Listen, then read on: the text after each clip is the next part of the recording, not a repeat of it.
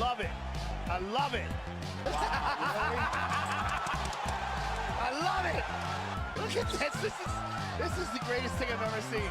Hey, I'm not surprised. Hey, what's poppin', my homies? Hope you're doing well, doing blessed, having a good day, having a good week. UFC Fight Night, Song versus Gutierrez, a super high level striking main event. Before we break down fights and make predictions, let's check my bets from the last weekend. Now this card was a losing card, exactly how I started November, and then went on to win the next two cards in November, so I'm looking to do that again in December. So my first bet, and the big bet, was Arman at -175, and I put nearly 2 units on that, so that's smacked. But my other two bets, I got Jamie Lynn at -110, and that was, it was a good line, but it was a losing bet. And I was wrong on my breakdown. I didn't expect Veronica to be so effective at finding the target, but she was. And guys, Soriano, I don't have any words. Like, no words for Soriano. What a dosser performance. Dustin Stoltzfus finding those teep kicks as often as that, and then finding success with the boxing. Come on. Now progressing into the Money City segment, as always, if you see your name on the screen, you already know. Pure money, that's money, let's go. And guys, there would have been so much more, but a lot of people got dusted with KG and Soriano. But yeah, let's do it again. As always, do this to a like button.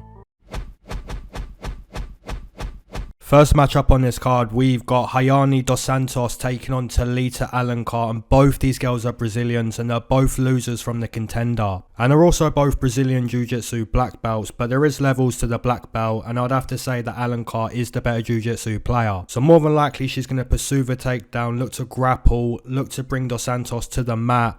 And that's exactly what she did on the contender, but her opponent had a massive size advantage, and that's not the case this time round, so the takedown should be easier for Alencar, the Jiu-Jitsu player. Now the opponent, Rayanne dos Santos, fought Denise Gomes on the contender, and that ended up being a better matchup for Gomes. However guys, since that loss on the contender, Rayanne hasn't lost. So what does she need to do to win her UFC debut? In my opinion, it's pretty simple. Avoid the mat.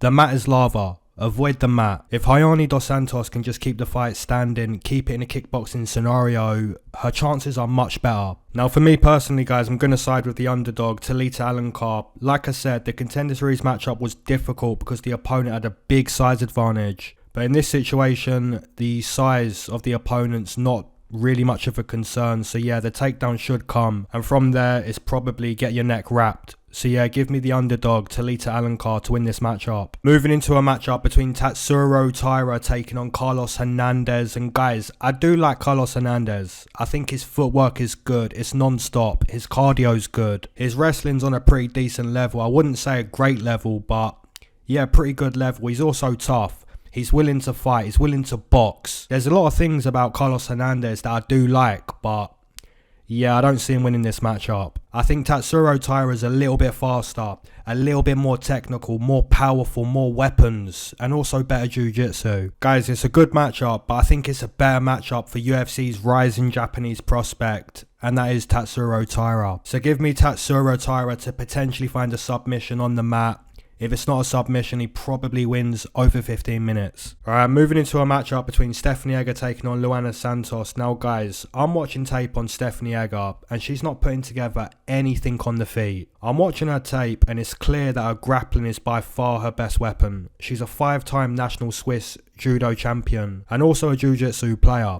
So really she wants to push you against the fence, work a judo throw from there, and essentially control the opponent on the mat. Now the opponent is also a judoka, just like Stephanie Egger. So they're both judo players, and they're both good with their jiu-jitsu, so they're both grapplers. So the skill set, very similar, but I'd have to say the real difference would be Luana Santos has some nasty overhand rights, some nasty hooks, and she's throwing punches with nasty intentions. Now the technique on the punches, it's not the best, but I do believe it's going to be better than what Stephanie Egger can produce with her boxing. So yeah, I'm going to side with the Brazilian Luana Santos purely because the real difference would be the boxing. Moving into a matchup between Melq Costa taking on Steve Garcia. Now guys, I did break down this matchup last week, so I'm not going to break it down again, but I'm going to stick with the same pick, and that's Costa's going to win the matchup. And really quickly, the reason why I think he's going to win, I think his striking is much better than Steve Garcia's, and Steve Garcia's striking defense is really bad. And guys, Steve Garcia apparently had an illness before cutting weight last week. Did he really have an illness, or was the weight cut just too much? Either way, the pick is still Costa. I think he stops Steve Garcia, so that's my pick still.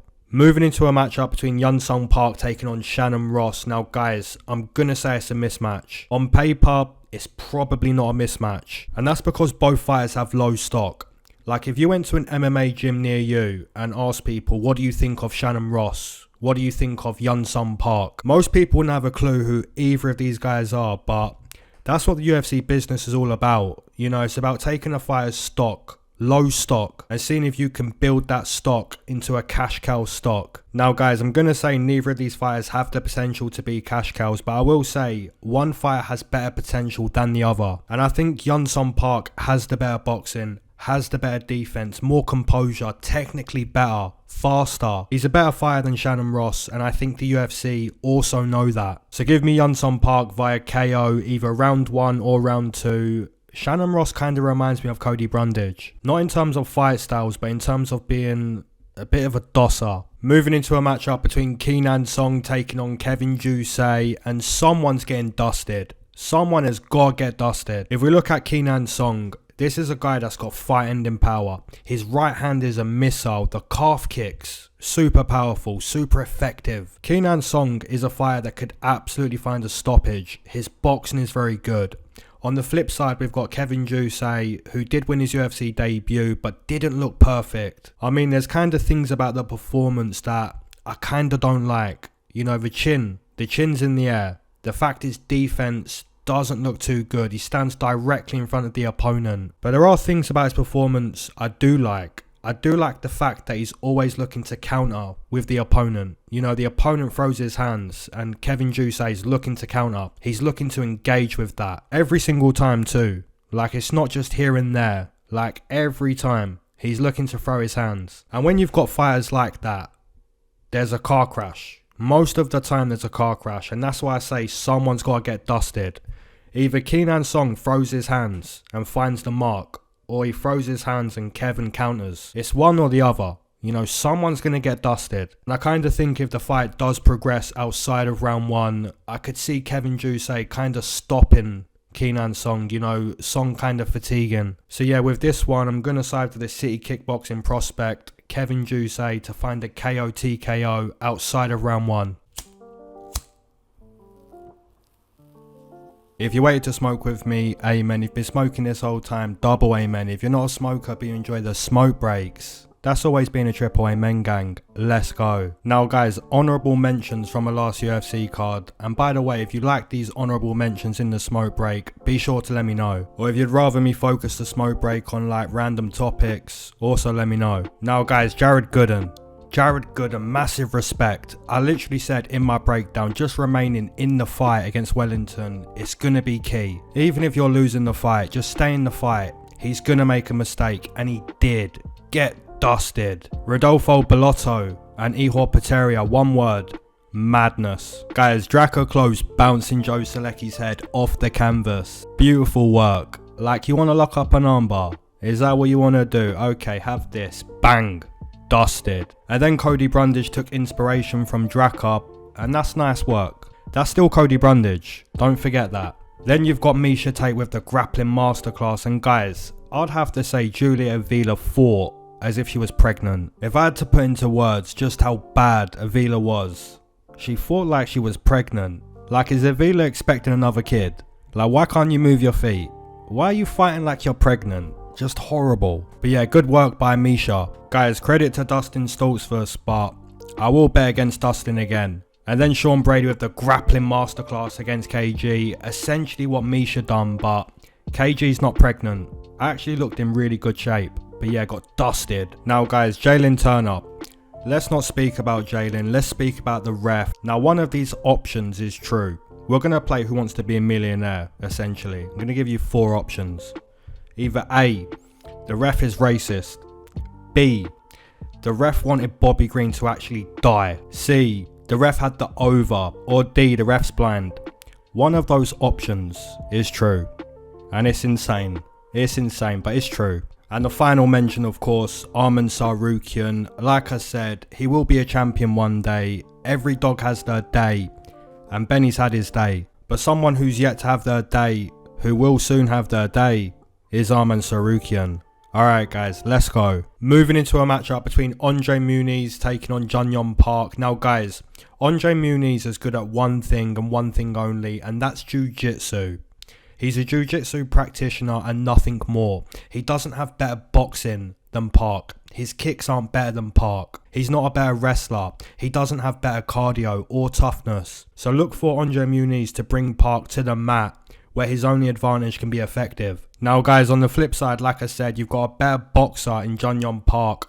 A fighter that's got nasty ground and pound and probably could grapple with Andre Muniz when Muniz fatigues, because Muniz has terrible cardio. So give me Junyong Park to find a stoppage outside of round 1 when Muniz starts to fatigue. I think Muniz is obviously one-dimensional, and the dimension that he likes to operate in, like I said, is jiu-jitsu, but you need more than that. You need more than that in mixed martial arts. So yeah, give me Junyong Park. Moving into a matchup between Nasrat Haqparast taking on Jamie Mullarkey. Now guys, this matchup is going to be very entertaining. And one of the main reasons for that is Jamie Mullarkey is always willing to stand and trade. He's willing to throw down. And guys, a lot of the time he does rely on his toughness. And his striking defense is really bad. But that's kind of what makes Jamie Mullarkey a fun fighter to watch. And on the flip side, you've got Nasrat Haqparast, who has sharp southpaw boxing. And I'd also say he's defensively better than Jamie Mullarkey. So if the fight stays on the feet, which it probably does, in that case, I would expect Nasrat to outwork Mullarkey. So give me Nasrat Haqparast to win the matchup. I've just not been impressed with Jamie, you know, getting randomly KO'd by Naimov and then struggling to outwork old man John Makdessi. I kind of felt that Makdessi won the matchup. And guys, I've got to say, if you're struggling to compete with Makdessi, that's a really bad look. So give me Nasrat to essentially dust the punch bag that is Jamie Mullarkey. Moving into a matchup between Sumudaerji taking on Tim Elliott. Now guys, originally Su had a matchup against Alan Nascimento, now matched up with the veteran Tim Elliott. So looking at the style of the Chinese fighter Sumudaerji, it's clear to see that he's a striker,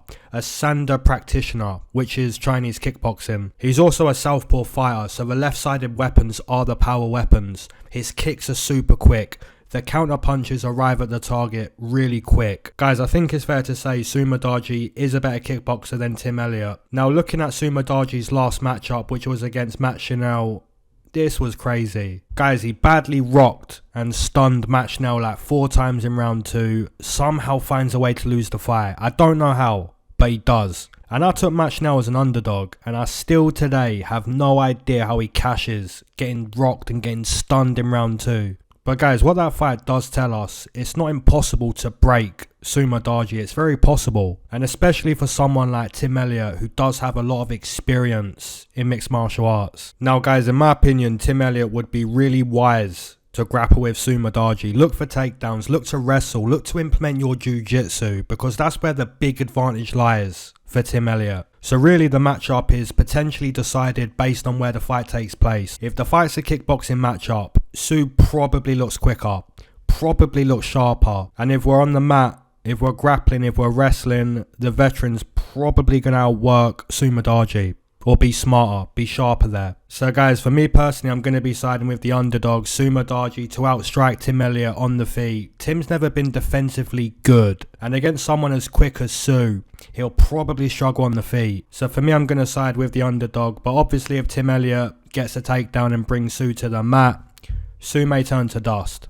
Moving into a matchup between Khalil Rountree taking on Anthony Smith, and this is a good matchup. Both Khalil Rountree and Anthony Smith stand in a Muay Thai stance. Khalil Rountree's in the southpaw Muay Thai stance and Smith's in the orthodox Muay Thai stance. So opposite stances. That means look for the inside calf kick to be a weapon on both sides. Also look for Khalil Rountree to fire the left hand, because the left straight that set down Chris Daukaus, complete money. Dusted. And guys, I'd also mention that Khalil Rountree's quicker, more in the prime of his career, more power than Anthony Smith, who's towards the end of his UFC career. Now guys, I do want to mention that Khalil Rountree's got a lot of muscle And when you've got a lot of muscle, there's positives and negatives. The negative would be the demand of oxygen that the muscle requires. That's a negative, right? So guys, if Khalil Rountree doesn't get a round 1 stoppage, his level may start to drop outside of round 1. I'm not saying that Anthony Smith would start to dominate, but what I am saying is if Khalil slows down,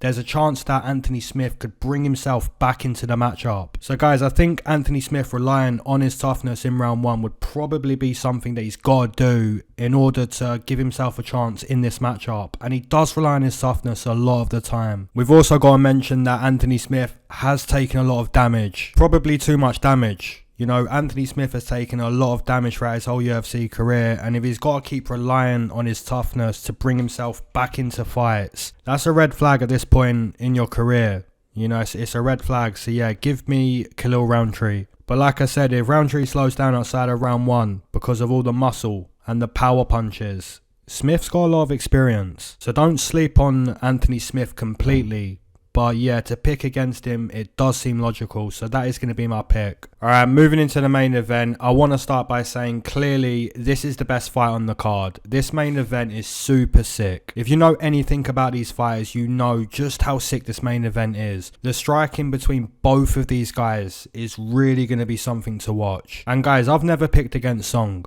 Not once on my channel will you find a prediction where I pick against Song. And if you do find that prediction, then I'm wrong in saying that. But I'm very sure that I've never picked against Song. His boxing is lethal. Super sick. Now guys, Chris Gutierrez is also a really good striker just like Song. But he's kind of different. Right, he's different in the sense that he's not a boxer, he's a kicker. And if you watch Chris Gutierrez fight, you evidently see that he is one of the best kickers in the sport. His ability to throw calf kicks is at an unbelievable level. And that is how I would describe Chris Gutierrez most of the time. I say he's a calf kicker, but he can fire at the body. He can fire at the head. His kicks are so good. So essentially you've got an unbelievable boxer in Song against an unbelievable kicker in Gutierrez. You've got kicking versus boxing. And guys, we know exactly what that means. Right? Anytime you've got a kicker versus a boxer, we know exactly what it means. It means whoever fights at their range, that's the fight that's going to look better. It doesn't matter if Song's got better boxing than Gutierrez if Song isn't able to establish boxing range. And it doesn't matter if Gutierrez is a better kicker than Song if Gutierrez cannot establish and maintain the kicking range. This striking main event is a battle of range. Who can find their range? Will it be the boxer or will it be the kicker? Guys, like I said, I've never picked against Song. But I'm going to do that. I'm going to pick the underdog, Chris Gutierrez. I'm going to pick against Song for the very first time. And that may backfire because his boxing is so good. But Chris Gutierrez is also so good with his kicks. So again, it's a battle of range. Who's going to find their range? Who's going to find their distance? I'm going to pick against Song for the very first time. I'm going to take the kicker, the underdog, Chris Gutierrez. As always, guys, let me know you're taking in the main event, the co-main event, your straight bets, your parlays, your Money City bets, all that good stuff. Drop in the comment section below. And as always, keep your eyes to the sky, never glued to your shoes. Peace.